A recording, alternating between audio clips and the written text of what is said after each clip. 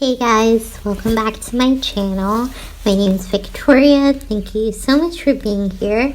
So today is kind of a new video format for me. So I'm going to be talking about, I'm joining the universe of BookTube. I hear it's fun. I'm going to be talking about this book called The Couple Next Door. So yeah, if you're interested in hearing about this book, what I thought, just disclaimer, mad spoilers. So if you haven't read this, maybe don't watch this video. Okay, let's get into it. Alright guys, so I read this book, The Couple Next Door, by Shari Lapena, and I hope I'm saying that correctly. So yeah, let's just look at, so this book came out, let's see what it'll say.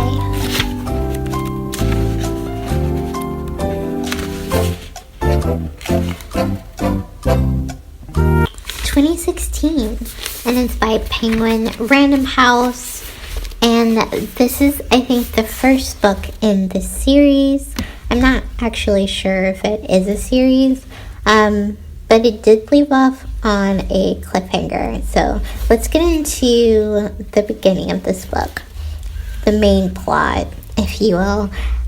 So this book is centered around a couple named Marco and Anne, and they have a baby named Cora.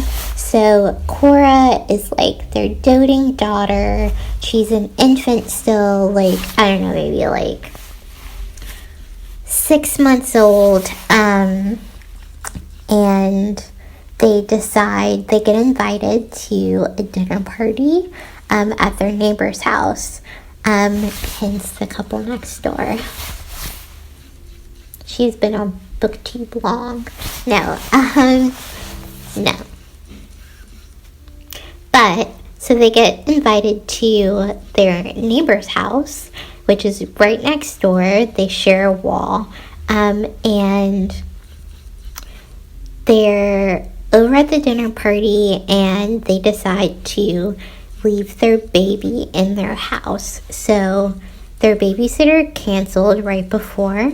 They were supposed to go over to dinner, but they were just like, well, it'll be fine. We'll just go next door and we'll check on her every 30 minutes. So they're taking turns checking on the baby. So at like 30-minute intervals. So at 11, they check on her. 11:30, the mom checks on her. At 12, the dad checks on her.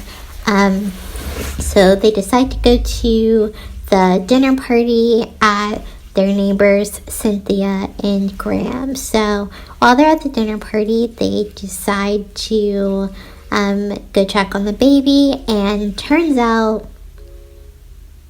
the baby was there at 12:30, but they decide to leave at 1 a.m., and the baby is no longer in her crib. So Anne and Marco are understandably horrified, and they call the police, and the detectives show up, and everyone's just like, where did this baby go? So the detective shows up, and he's kind of interrogating them. He's thinking the worst, that perhaps something happened to the baby and they're just trying to cover it up. But yeah, the baby just is gone. So they go scour the neighborhood looking to see if anyone saw anything.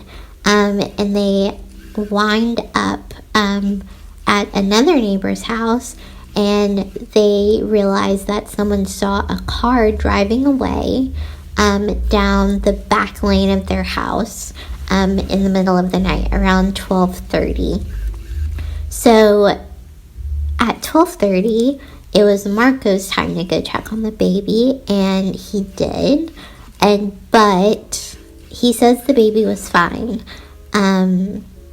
So fast forward, they are pleading to the media, Anne and Marco, Please, if anyone hears anything, if anyone saw anything, if you know where beloved baby Cora is, please contact us. And throughout the night, they decide to put up a ransom. The husband, Marco, reminds Anne that her parents have a lot of money. They're millionaires. $15 million. And they decide to put up a $3 million ransom. So a few days go by and they don't hear anything. And then they get a note that says, "We have your baby. Here's her onesie, ... drop off the money and we'll exchange the baby for the money." So they're like, thank God, but loophole, don't tell the cops.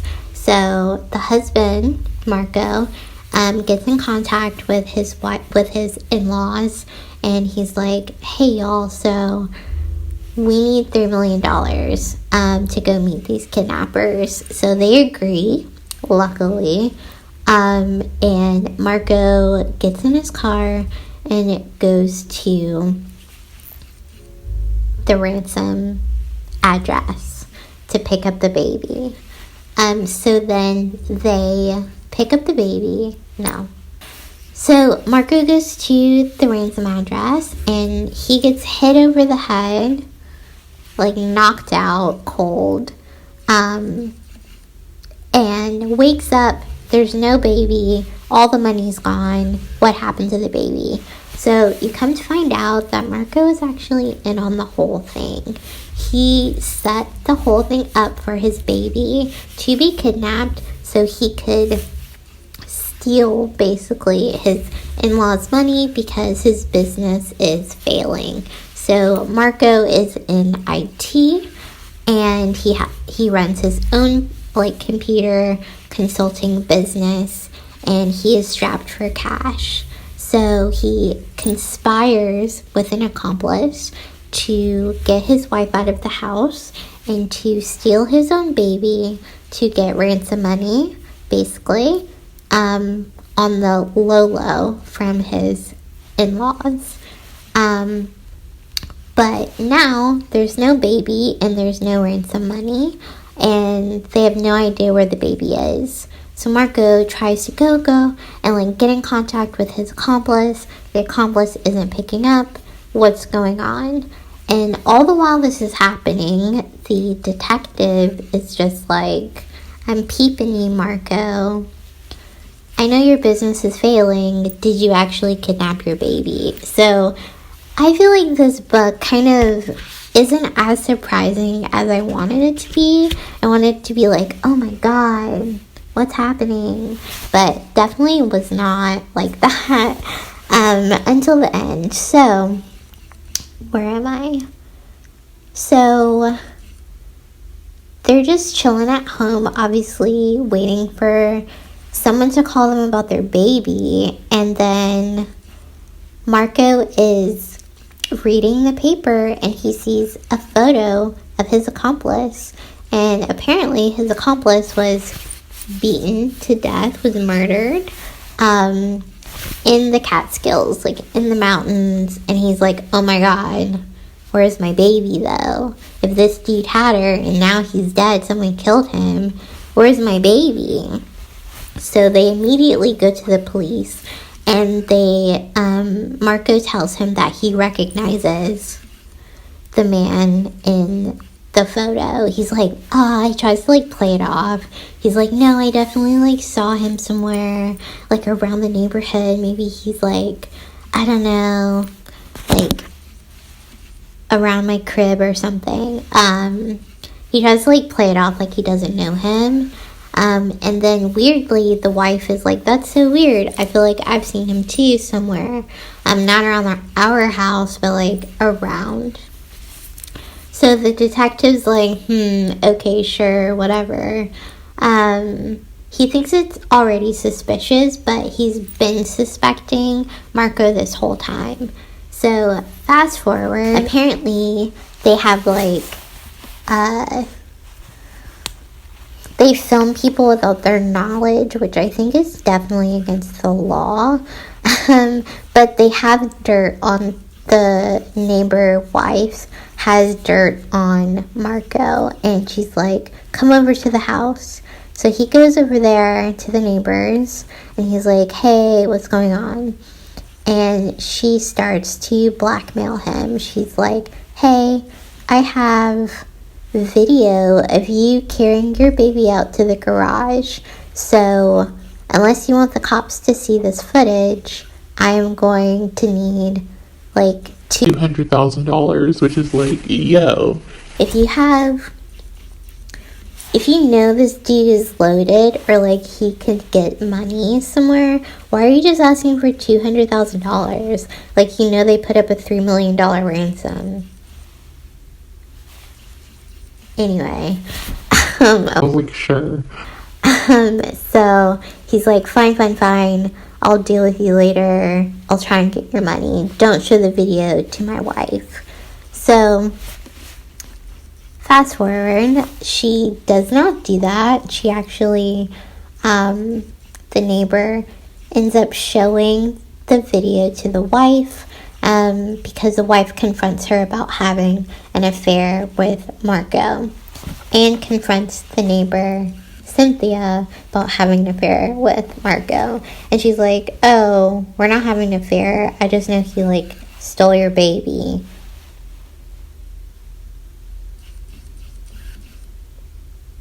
Like, why not be a decent person or something? Whatever. So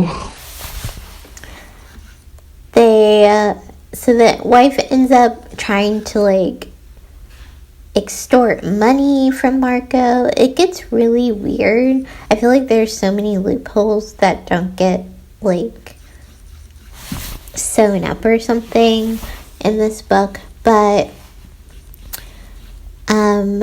fast forward to Anne suspecting Marco of cheating, and she finds this random cell phone in like an air duct or something in their house, and she's like, where did you get this phone? Da da da da da. And he's like, oh my god, that's the phone I used to like communicate with my accomplice. I have to tell her I'm cheating. So he like makes something up, and she believes him, which is so weird. Why do you have a burner phone? It's like, what is it, like 1992 or something? So then he is like, well, I definitely, I don't know, just need that phone. So she's like, fine, I'm going to my parents' house. And so he's just a wreck at this point. His business is failing. His baby's gone. He's probably going to go to prison. His wife is a wreck. He's lying to her this whole time. And so he checks the burner phone to see if anyone has called. And turns out someone did call. So he calls the number back, and his father-in-law picks up. And his father-in-law is like, I know what you did, and I'm not going to go to the police, but I'm going to get the baby back. So he's like, fine, I just want my baby back. I don't even care anymore about the money, whatever.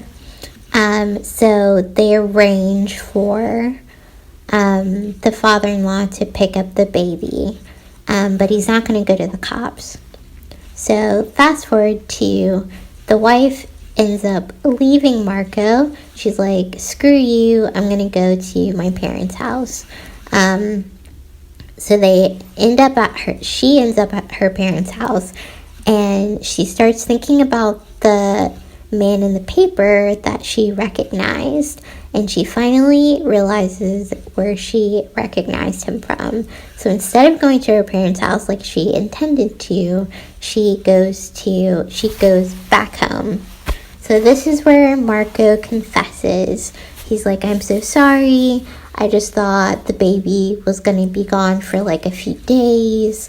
I had this whole plan worked out. I didn't want to tell you that my business was failing because you've been so preoccupied with the baby. So he basically confesses to the wife.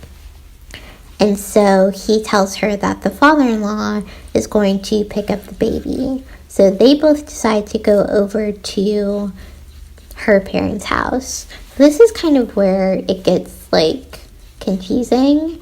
So they go over to her parents' house and they're like, "Where's the baby? we know you have her. Like, what's going on here?" So they end up calling the detective, and the father-in-law, who's kind of like mad, toxic, masculine, is just like, okay, so I'm not going to tell the detective that you took the baby in the first place, but I'm going to tell him that they contacted me. And he says that they called him. He tells the detective that the kidnappers called him. So fast forward into the night, Marco leaves, and the father-in-law meets up with the kidnappers at night and gets the baby back. So this whole time, though, the mother-in-law has known that the father-in-law was having an affair with the neighbor lady, Cynthia.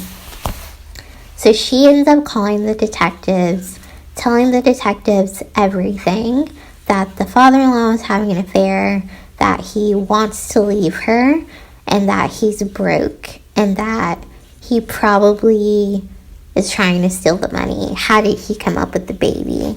So in the last chapter, we find out that the father-in-law conspired the whole thing and tried to set up the son-in-law, Marco. Poor Anne finally has her baby back. The mother-in-law is distraught, but she has all of her money. Thankfully. I don't think there was like a prenup. But so the last chapter, everybody's happy. Marco doesn't go to jail. The father-in-law instead goes to jail for murder, for killing the accomplice. And it was just kind of convoluted. So in the last chapter, the wife, Anne, goes over to confront the neighbor, Cynthia, about having a secret affair with her father. And things get out of hand, and Anne ends up killing Cynthia. And that's like where the book ends. So Anne has this blackout. She doesn't remember killing Cynthia. So they finally get their baby back, and now she's like, the last chapter is just like her murdering the neighbor, and it's just like, Wow, why would you go over there when you know she like triggers you? so weird. Anyway, this was a really good book. I might read more from her, honestly. I don't know, it was pretty good. If there's another one in the series, I think I'm interested to see what happens next. That was it all started at a dinner party. I don't know, I think it could have been longer, and I think it could have been cooler. So that's just my 2 cents. I finally joined BookTube. If you made it to the end of this video, congratulations. Thank you so much for hanging out with me, and I will see you in my next video. Okay, bye guys.